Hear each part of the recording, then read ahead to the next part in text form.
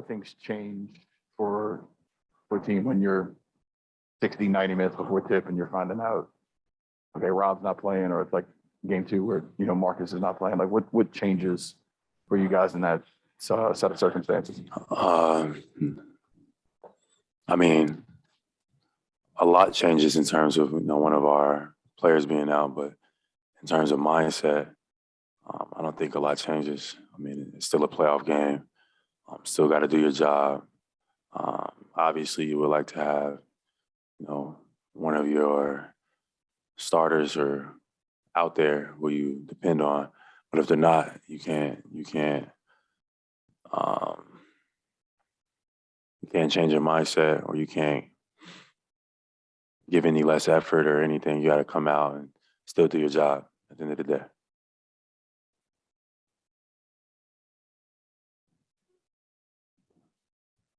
Sorry to take you back, but what went through your mind after the review and that call flipped, and instead of going against the Bucks, you ended up with 5 fouls?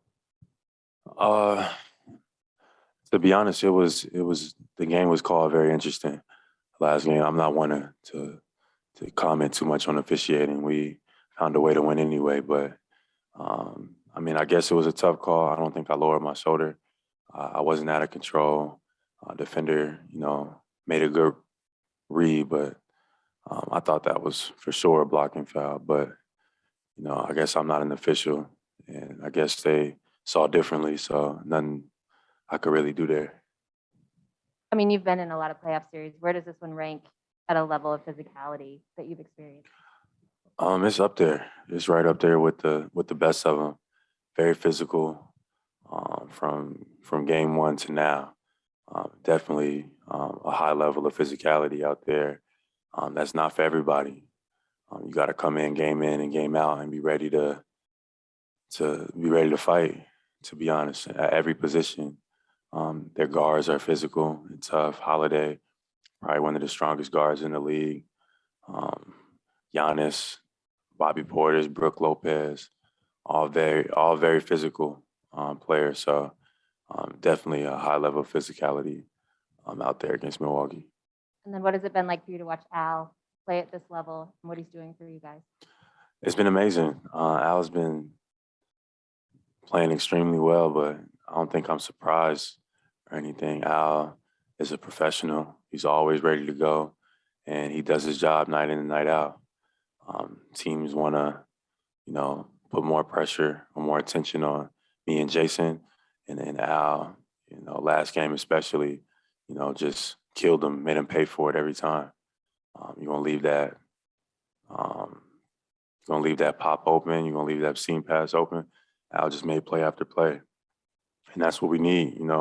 Teams are gonna try to take away our advantages, what they think our advantages are, and that's when we just got to play good team basketball and show them that we're a very good, well-rounded team that can score and beat you from a lot of different ways. Back to the physicality. What went into you guys kind of learning how to play with that, and what helped prepare you to handle that type of challenge a little better? Well, we got very physical players on our side as well.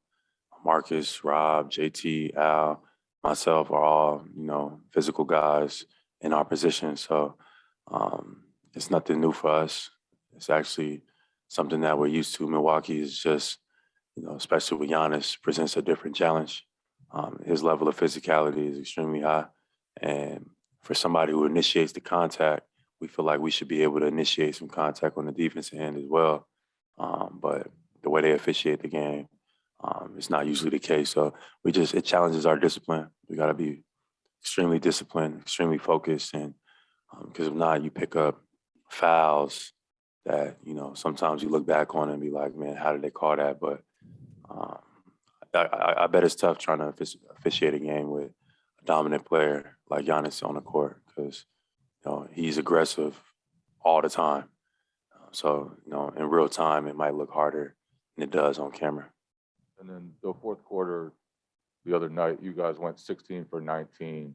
I know every game is different, like every quarter, there's different challenges, but what can you guys take from that to help you have that continued offensive success? Just gotta be patient, but be poised, make the right decisions, continuing to be physical. But taking what's given to us the first time. Don't play with it. Just go and get to your spots and execute. I think those are the keys down the line, especially once you get tired, fourth quarter. Legs are getting tired. Getting to your spots, getting there, getting down early. Be the difference between you making the shot and missing the shot. It's the little things. Couple Zoom questions here, Jaylen. First, Mark Murphy. Hey, Jaylen. In playoff series, adjustments really come to the forefront, how you move from one game to the next. It seems like you guys have been able to really, in this series in particular, make some pretty vital adjustments. How do you feel about that, how you've done? That's the playoffs, being able to adjust and adapt. And it sometimes isn't big things, sometimes it's little things, and those make the biggest difference. So just being able to have smart players, experienced players that can do multiple things. Our coach trusts us to make those adjustments and things like that. So being able to be well coached, disciplined, and then getting out there to go out there and execute is a difference on good playoff teams and teams that are not in the playoffs at all. Dan Roach. Hi, Jaylen. Just a thought on the team's mindset coming into tonight. Now that you've got a 2-2 and your confidence level coming in as a team to this one. Same mindset. Come out, execute, defend, be physical, and execute the game plan. Come out, protect home court, and find another way to get another win. Same mindset. Bobby Manning. Jaylen, you talk about adapting to how the game's getting called and you guys want to draw contact and you might not always be allowed to. When you're going through foul trouble in a game like that last one, how do you just kind of adjust to how the game's being called and what you can and can't do? It's tough. You do the best you can. I'm not used to being in foul trouble. I can't. I don't even remember the last time I might have been in foul trouble to that level. But you just do the best you can. You want to still maintain a level of aggression on defense. But at the same time, you want to, be careful because you don't want to not be in the game and not be able to help your team.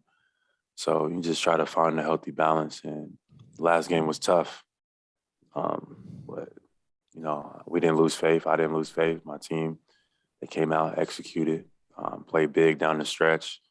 Bought me some time. I was able to get back into the game and help us close it out. So just playing Celtic basketball is what it comes down to. And we got a lot of different ways we can win games. We just got to come out, accept the challenge physically from Milwaukee and come out and execute. That's what it comes down to. Final question is from Jonathan Hall. Hey, Jaylen, good morning. Thanks for taking the question. Larry Bird once said game fives are so important, so pivotal.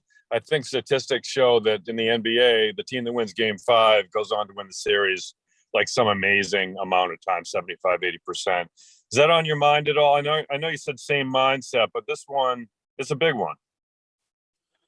In the playoffs, you can make a case every game is a big one. It feels like every game seems pivotal. I understand your point. Game five is the best of three, and it's the first game. I understand that as well, but every game is a big game in the playoffs. So you just got to come out and protect home court and do our jobs. At the end of the day, we don't need to overthink it or underthink it. Just got to come out and do what we do best. Wrap it up right there. Thank you, Jaylen. Thanks, Jeff. Presented by your New England Ford dealers. Built for America. Built Ford proud.